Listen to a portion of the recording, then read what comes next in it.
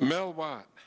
Thank you, Mr. Chairman. And I guess the only thing I can say in response to Mr. Frank's comments is what I have often said after having voted against various iterations of the Patriot Act. If the President and Attorney General Ashcroft, later Attorney General somebody else, later Attorney General somebody else, is protecting me against terrorism, who's protecting me against them?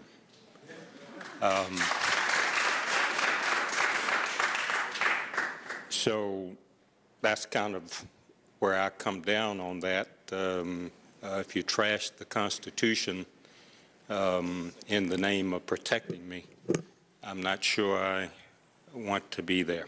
Well, maybe the gentleman should yield to Mr. Schwartz then. No, I'm not. I don't. I wasn't trying to pursue that because it wasn't even where I was going. I just happened to be the next in line after Mr. Franks, and it seemed to me to be an appropriate response. I want to do two things. Number one, I want to welcome our former colleague, Representative Barr, back.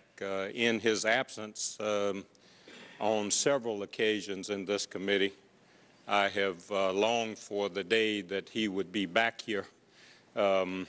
We had our differences when he was here, and sometimes he strayed from some of these principles, but I can tell you there has not been anybody on that side of the aisle who has stepped into that void to defend the Constitution since he left.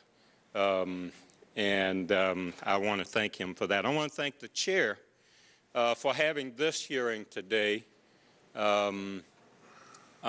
It is not an impeachment hearing, but it is the most important hearing, I think. In fact, I was on a 2:05 flight, moved back to 3:30, moved back to 5:25 so that I could continue to participate in it. This is the most important issue that we could be exploring at this time. I'm on record, much to the dismay and disenchantment of a lot of my constituents, of saying that I'm not going to lead a charge for impeachment. I'll read you what my standard letter says. It says, as a member of the House Judiciary Committee, I would certainly be an active participant if such a resolution is considered, and I would consider their input. And then I go on to say, I share your frustration about the Vice President or the President's decisions on many policy matters. However, I served on the House Judiciary Committee during the impeachment proceedings against President Clinton and received valuable lessons about how high the impeachment standard is and about how an impeachment can distract from other important work of the American people. Our founding fathers intentionally set an extremely high constitutional standard for impeachment to assure that impeachment could not be routinely used for political or policy disagreements or as a substitute for political participation.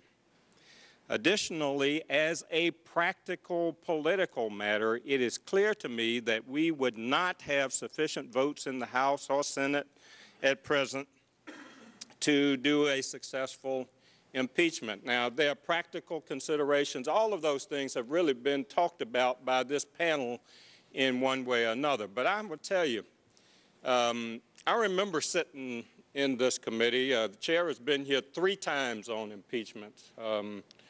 In the distractions of all the cameras rolling and everything, I sat beside my good buddy, Representative Bobby Scott from Virginia, and we would, in the quiet of those moments when the cameras were projected everywhere, debate whether we would be making the same decision if this were a Republican president or a Democratic president.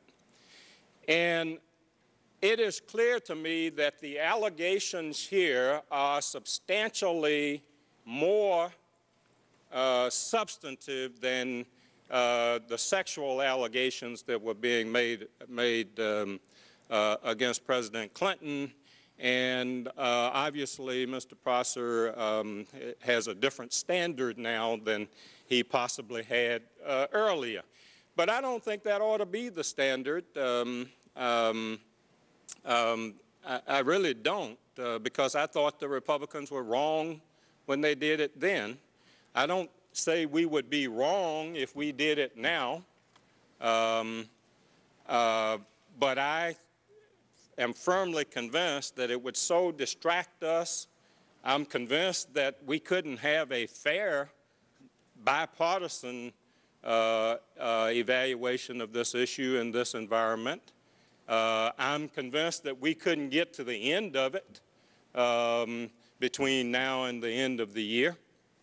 I'm convinced that it might even distract from the most important thing that my good friend Bob Barr said, which is, you know, each subsequent president starts from the standard that the prior president has set. I aspire to a different set of standards, and I hope the next president of the United States doesn't live up to that,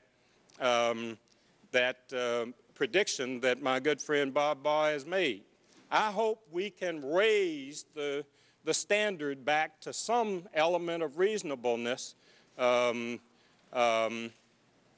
perhaps maybe we can go back in a different time and place and do what Mr. Schwartz has suggested, or